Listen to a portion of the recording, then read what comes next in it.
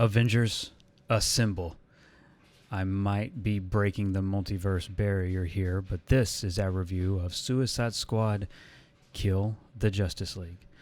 I want to take a moment to thank all of my patrons. Thank you so much for your continued support in the development across our various channels. It is truly appreciated.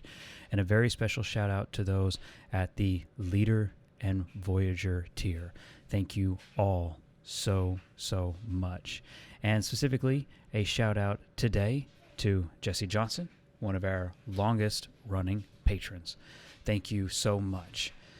As a bit of history, I thought it would be important that we looked at Rocksteady. The studio has not put out a game since Batman Arkham VR for the PlayStation VR in 2016.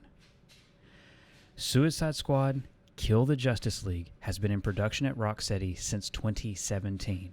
That is a development of 7 years. Rocksteady took over the Suicide Squad title following the cancellation at WB Games Montreal in late 2016. So originally, Suicide Squad was in development at WB Games Montreal. It was canceled, and the title was given to Rocksteady, who completely reimagined it. Now, Rocksteady has very little experience in the online in this genre, in the online live service multiplayer shooter genre. They have very little experience. So it has been difficult for them to get it off the ground. It has been difficult for them to work on it. There was a number of stops, and there was a number of conflicts within the studio that culminated at the end of 2022 when the founders of Rocksteady, Jamie Walker and Sefton Hill, left the company. They went on to form a new company called 100 Stars Studios in January of 2024, and it's only employing about a maximum of 100 people. Throughout all of this, Rocksteady has, there's been allegations of sexual harassment and inappropriate behavior. More than half of women at the studio had reported to executives and tried to let them know. Then Rocksteady on social media posted what they claimed was an unsolicited letter written by some of the employees disputing the claims. So the Rocksteady that we know is gone.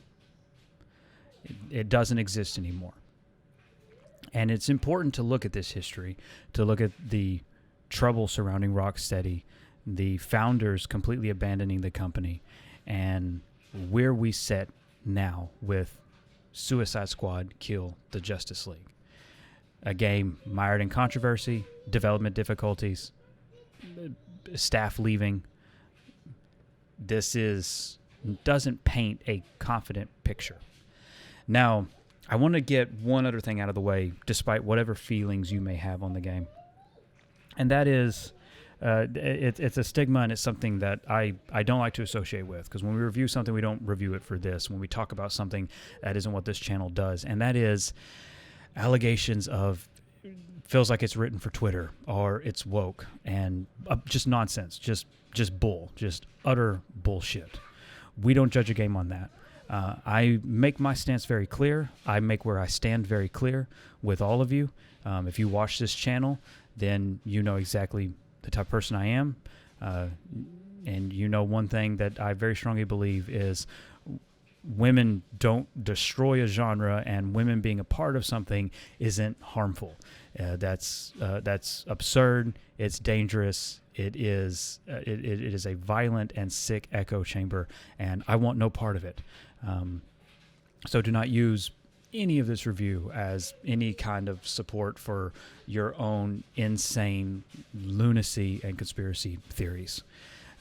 A poor game is just a poor game, and unfortunately, that's what we have with Suicide Squad Kill the Justice League. It is a broken-ass game. As full transparency, this code was provided by a colleague. This was a very nice gift and a wonderful surprise, but I will still judge it accordingly. And I will judge it based on what people have to pay for this. You have basically paid to stress test the game before a launch. There are many different ways you can phrase this. You can either say you're paying to play it at its real launch, and everybody else who is waiting is paying for, again, they're getting a delay. However you want to phrase it, that's up to you. But the fact of the matter is, if you spent $100 the first day of gameplay, you either weren't able to get in at all, or you logged in and the game completed itself. It finished for you. You basically walked in the room while the Suicide Squad were masturbating, and they finished when you walked in. As crude as that sounds, it is the best metaphor I have with my juvenile sense of humor. To finally be able to play it, to get the game done, and to as quickly and efficiently get it done, to be able to offer some type of reasonable review because of how the business works in terms of getting a review out, I can say that this game reminds me so much of Avengers. It is a studio that wasn't capable of handling this, and there's different rumors, there's stories that WB made them, that WB said you're making this. There's all kinds of different reports around it. Again, interpret information however you see fit.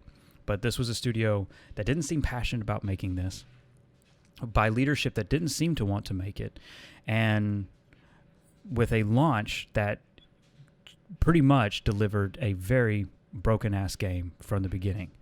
And that is an absolute shame from the heights that Rocksteady had once achieved, and again, how the mighty have fallen. It's just like Two-Face said, you either die a hero or you live long enough to see yourself become the villain. And that's what we've witnessed with WB Games' very poor management of the studios underneath them. I am reminded so much of the Avengers. The Avengers was a journey that our original channel went on. We exclusively leaked the Avengers project. We were there literally before you could start the race. We started it, basically. We started the conversation on the Avengers project because we leaked it. And the similarities and comparisons that I can make are numerous. The campaign is unbelievably short. I was able to wrap up the main campaign in about 7 hours. This copy of the game retails in the United States for $100 basically. This is a $100 copy of the game, and it is already done. Exploring Metropolis, the side missions, it is fairly lifeless. It is relatively empty. And now the wait begins for additional content, right? Because it is a live service game. And the replayability for me has not been there. It's not engaging. There are better shooters. There's games with better traversal. I mean, we've seen variations of all of this traversal before. We've seen it in Doom. We've seen it in Halo. We've seen it in Destiny. Destiny did traversal a lot better, in my opinion. Hell, the grappling hook in Halo Infinite is more engaging. Everything here seems like it tried to take a little bit from Borderlands. Again, it seemed like it wanted to take a little bit from Destiny. It just it takes from a lot. It wants to steal from the best, but then it doesn't take what it has stolen and improve upon them. And it ends up very empty, especially when you only have these 4 characters to choose from. It is not a robust catalog. It is not a robust roster of, in my opinion, relatively interesting characters. The only ones, for me, that really come off as interesting is Harley Quinn and King Shark. But then otherwise, you still only have 2 more. You have a total of 4 characters at launch of a title. And again, whether you want to make the Avengers comparisons or what have you, I am surprised it launched with so few. That still is something that I disagree with from a business point of view. Narratively, you kill the Justice League. That's the point of the game. That is it. You kill the Justice League. This will either go over very well with some, or it will not sell well with others. But you do. There's pretty much, to maintain its rating is the only reason there is even the little bit of reservation. But you kill them in what is one of the most trite examples of the power differential among these characters and the poor way that it is handled at launch. I've been asked a lot of questions about how, how clear is Batman, Batman's death? How clear is it? How obvious is it? I mean, the camera cuts to maintain a rating, but Harley Quinn shoots him in the head and he bleeds out. Like, the cinematic doesn't hide it. He bleeds out. He's dead. You do what you set out to do. You're either okay with that story decision, you either have issues with it, and there's layers to it because of how fandom is, right? We've waited forever for Rocksteady to put out something. People want a Batman game, people want a Justice League game, they want to play as these characters. Now you're killing the characters. There's arguments all over the way, and honestly, all of you are right, okay? All of you are right. It sucks that we get a Justice League game and this is what you do in it, right? So that avenue is right. It sucks that Rocksteady puts out a game with the final performance of Kevin Conroy and this is what it is. That sucks. I totally get it. I get all of this. And every avenue of arguing about it is correct. You are right to feel the way that you feel and however you feel disconnected with it. The only one who would be an idiot, because again, I have to make this comparison.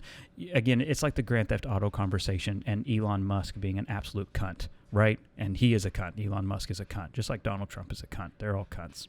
I just want to make that clear. But Elon Musk said, I couldn't get past it having to kill cops. It's like, okay, it's dumb. It is. I totally respect it. Like, we know the title of the game. We are the Suicide Squad. The title of the game is Kill the Justice League. There are layers to it because of the death of Kevin Conroy. We wanted a Justice League game. We want more Batman games. There's so many different layers to how all of us feel about it. They're all technically right. It's okay to be like, I'm disappointed in this. Now, if you go on an Elon Musk tirade and you get real weird, it's like, okay, that's on you. Now, playing as the Suicide Squad to kill the Justice League as the foundations of a game on its own, outside of the situation with Kevin Conroy, outside of wanting more from Rocksteady, outside of live service, outside of the nonsense, the basis of that concept, there's nothing wrong with. Now, Suicide Squad does leave doors open. Whether or not these characters are resurrected, they're clones, or any kind of other nonsense, that's a conversation for another day. But you do very obviously kill Batman. But the game is a multiverse game. You pretty much are opening up the doors to the multiverse. The first character that's coming post-launch is Joker, and he's from a different Earth. So the multiverse is wide open in terms of these characters and in terms of whether or not this Earth ends up utterly destroyed or rebooted. There's so many different weird avenues they can go. I have to tell you, I'm tired of the multiverse. I'm tired of this nonsense. I frankly think that this should have just been labeled some kind of weird Elseworlds thing and not had any connection to the Arkham universe so that they were free to do what they want without involving the multiverse. I think the multiverse really hinders the potential of this game. I think I frankly think it's just kind of an easy escape, and it's a get-out-of-jail-free card. I'm just really tired of the multiverse, and this doesn't do anything to appease that. It doesn't do anything new. It doesn't do anything interesting. It's basically a way of going, hey, this character died, so we're going to go to an Elseworld. At that point, you should have just set the entire game on some random other video game Earth and had a Suicide Squad game where they go after the Justice League or clones of the Justice League, whatever, any kind of plot twist that end up coming in the seasonal content. I can tell you right now from having played the campaign, these characters are dead. Like these ones that we killed, unless they have some kind of alien healing factor, right? These characters are dead. The blood and that they're dead. We'll see what happens. This game is not fun, though, to replay. It's not engaging. It's an empty open world. It's an empty location. That's it. You get Metropolis, and it's just not fun. It's not fun to explore. There's not a level of immersion to it. I feel like this kind of game has been done better. The first Overwatch, again, Borderlands, the first Destiny. There's better shooters out there that have done this better. And the really short campaign was disappointing. But again, the arguments are always going to be the same. And this is where it feels like deja vu with Marvel's Avengers. I feel like I've done all of this before. I feel like I've done literally all of this before. Rocksteady took 7 years to produce one title. This is the game that they chose to make, or were forced to make, depending on who you ask. But ultimately, 7 years, and this is the game that gets released. That's it. 4 playable characters, one city. That's it. That's the game. And you kill a handful of members of the Justice League. You get a handful of bosses. The campaign, depending on depending on your level of competence, 8 hours. That's the game. I give Suicide Squad a 2 out of 5. Thank you so much for watching. Above all else and most importantly, stay safe, take care of others, and have a marvelous day, a DC-rific day. Bye, everyone.